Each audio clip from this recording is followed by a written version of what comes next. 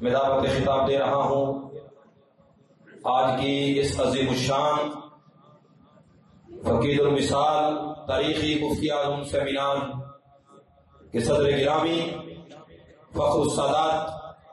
پیر طریقت راہبر شریعت پیر سید کبیر علی شاہ صاحب زیب سجادہ آستانہ عالیہ چورہ شریف ان سے انتہائی ادب کے ساتھ ملتمس ہوں کہ وہ تشریف لائیں اور اپنے مواعظ حسنہ خیالات عالیہ سے سامعین کو مستفید فرمائیں. الحمدللہ وکفی والسلام علی نبی کریم اما بعد فاعوذ باللہ السمیع العلیم والسلطان الکریم من الشیطان الرجیم بسم اللہ الرحمن الرحیم. میرے انتہائی واجب الاحترام جانشین مفتی اعظم صاحبزادہ صاحب مدد اللہ اور فخر اہل سنت علم و ادب و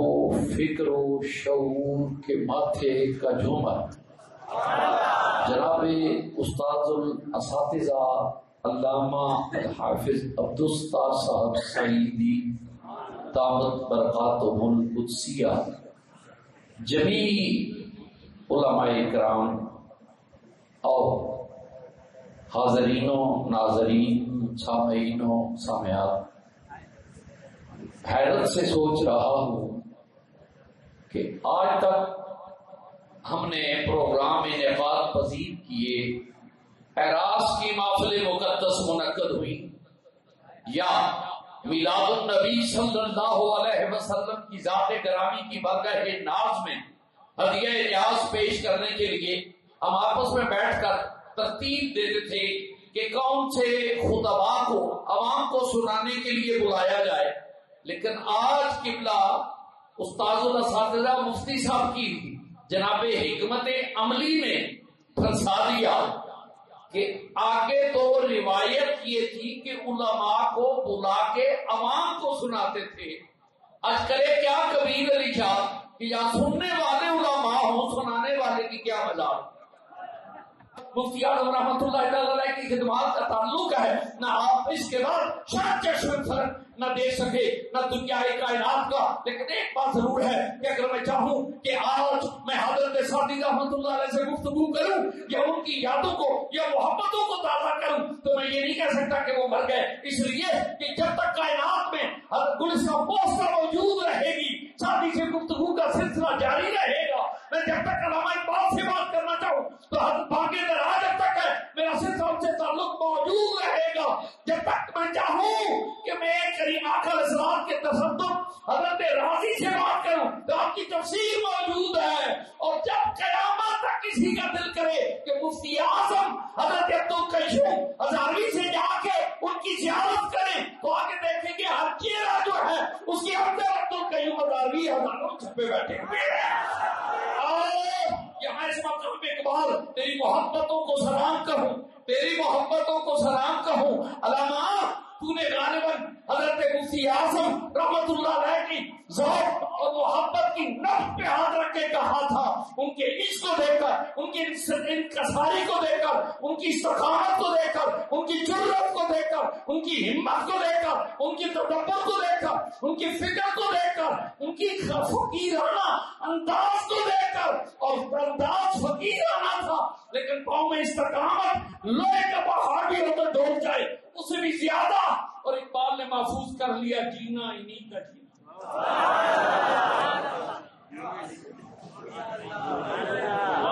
بس جینا انہیں کا جینا، جینا انہیں کا جینا، مرنا انہیں کا مرنا. ایک باغ پن سے مرنا، ایک باغ پن سے جینا. کون کیا میں اتنے بڑے حضرات کے سامنے یہ فلسفے نہیں بیان کر سکتا، لیکن کیا علامہ قبلہ استاد الاساتذہ یا مولوی گر حضرات قبلہ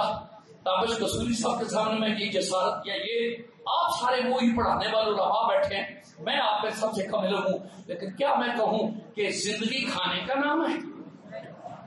زندگی پینے کا نام ہے، زندگی چلنے کا نام ہے، زندگی بال بچے کے خواہشات کا اہتمام کرنا زندگی ہے؟ اگر یہ زندگی ہے تو اللہ تعالیٰ نے کیوں فرمایا محبوب یہ سارے جو ہیں یہ مردہ بیٹھے ہوئے ہیں، یہ ابو لہب اینڈ کمپنی ہے، ان کا کھانا، ان کا پینا، ان کا چلنا بالکل محسوس ہے، انہیں مردہ تصور کر۔ پھر زمین پہ چلنے کا نام زندگی نہیں، اور جو ایک زمین کے نیچے ہے وَلَا تَكُونُوا لِمَن يُقْتَلُ فِي سَبِيلِ اللَّهِ أَمْوَاتٌ، وہ زندہ ہے۔ تو ثابت ہوا زندگی جو ہے یہ کھانے کا نام نہیں، زندگی پینے کا نام نہیں، اصل میں زندگی جو ہے وہ غلامی رسول کا نام ہے، موت گستاخی رسول کا نام ہے۔ اور باقی پہ آپ سے ایک پیغام محبت عرض کر دوں کہ میرے آقا حضرت شیخ عبد القادر جیلانی محبوب سبحانی قطب ربانی شیخ زردانی رضی اللہ تعالیٰ کو آپ سے التماس اور ملتمس ہوں نوجوان طلباء سے کہ جب قبلہ آبائی صاحبہ رحمت اللہ تعالی علیہ نے حضرت سیدنا عبد القادر جیلانی رضی اللہ تعالیٰ عنہ کی ذات گرامی کو دینی تعلیم کے لیے رخصت کیا تو آپ نے وہ اشرفیوں والی باتیں آپ لوگ سناتے روز سناتے، میں نہیں دہراتا، لیکن ایک جملہ جو پیغام میں محبت تھا، بیٹا خیال کرنا رزق حلال اور صدقے، آپ کو نہیں پتا، جن کو ہے وہ بولے تو میری جسارت ہی نہیں، میں آپ کی طرف ہوں، رزق حلال کہیں صدقے مکال، بس جب تک رزق حلال اور صدقے مکال کو اپنے دامن سے نہیں باندھے تو کامیابی ہم سے پرے رہے گی۔ جب رزق حلال اور صدقے مکال، اور پنجابی میں کہتے ہیں جنا تقوی رب دا انہاں رزق کا عیش اپنے خالق و مالک کو رازق سمجھ کے محمد عربی صلی اللہ علیہ وسلم کی غلامی کو دنیا داری کیا رہ جاتی ہے یار؟ یہاں اگر اس طرف جائیں تو لمبا میدان ہے، لیکن میرے فیاض اور میرے حسین عقل علم نوجوانوں، اپنی طبیعت کو میں ادب سے کہوں گا، ہمارے نوجوانوں میں تقوی کی دولت ختم ہو رہی ہے، خانقاہوں میں تہجد کی روایت ختم ہو رہی ہے۔ نہایت ادب کے ساتھ مجھے کہنے میں کوئی بات نہیں، لیکن حضرت شیخ المحدثین رحمت اللہ علیہ کی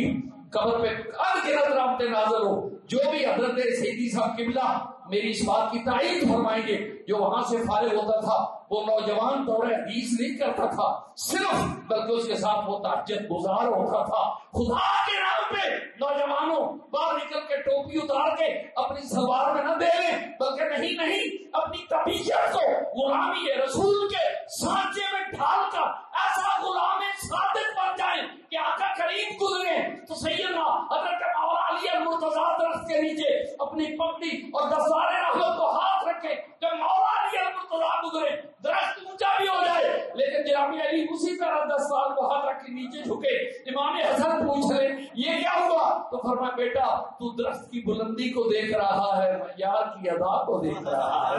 میں یار کی رضا کو اور یار کی اتباع کر رہا ہوں۔ میرے دوستو کہ محمد سے وفاتون ہے تو ہم تیرے ہیں، یہ جہاں چیز ہے کیا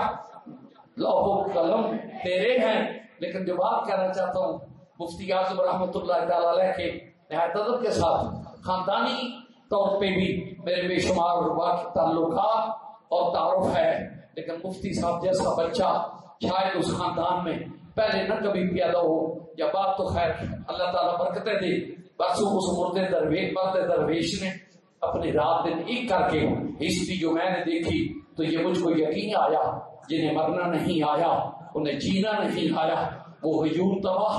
وہ غیور مرد جو تھا اس نے استقامت اور استغنا کو اپنے پلے باندھ لیا۔ اسی لیے آپ ان کی راہ پہ چلتے ہوئے اپنے استاذ و اساتذہ علیہ رحمہ کے اس عظیم مفتی اعظم سیمینار جو ہے اس میں ان یادوں کو بزرگوں کو سن کے ان کی عملی زندگی، اگر صرف علم ہوتا ادب سے معافی مانگ کے کہتا ہوں تو پھر نقاد عقل نا تمام ترجمان عشق کے تمام لاہوری کلندر آکسفورڈ اور ہارورڈ کی یونیورسٹیوں سے آ کے کہتا علم سے زندگی بنتی ہے، نہیں ساتھ اس نے کہہ دیا تھا عمل سے زندگی بنتی ہے۔ مارا گیا وہ بدبخت تو عمل میں بھول ہوئی۔ میرے دوستو عملی زندگی میں بھی پاکیزہ انقلاب پیدا کریں، قوت سخن اتنی نفیس ہو، انداز تکلم اتنا حسین ہو کہ پتہ لگے کہ یہ عالم دین ہے، عاشق رسول ہے، غلام رسول ہے. اور پوچھ لے آپ نے اکتساب فیض کہاں سے لیا. میں انتہائی دل کی اتھا گہرائیوں سے میرے پاس وہ الفاظ دل نواز خوبصورت نہیں کہ قبلہ استاذ الاساتذہ قبلہ حافظ صاحب حضور کا اور صاحبزادگان، لیکن میں اتنا ضرور کہتا ہوں کیونکہ میں بہت زیادہ گفتگو کا عادی نہیں ہوں کہ بڑی پڑھے مارے، لیکن میرا تن من جو دھن ہے وہ اس ادارے کے لیے، بزم رضا کے ایک اشارے کے لیے، قبلہ استاذ الاساتذہ کے ایک حکم کے لیے میرا فقیر خانہ میری جان حاضر ہے. اور یہ بھی دعوت دے کے جا رہا ہوں کہ میرا دل کرتا ہے کہ ایک سیمینار خیابان چورا شریف میں بھی ہو جائے تو قبلہ سیدی صاحب صدارت فرمائیں، صاحبزادہ صاحب مہمان خصوصی ہوں تو میری آنکھیں فرش راہ ہوں گی، میرے دیدہ و دل فرش راہ ہوں گے، اور میں اپنی قیامت میں اعلیٰ ترین جو نیکی میرے دامن میں ہوگی وہ یہی ہوگی کہ مفتی اعظم سیمینار کرنے والوں کا کفش بردار میں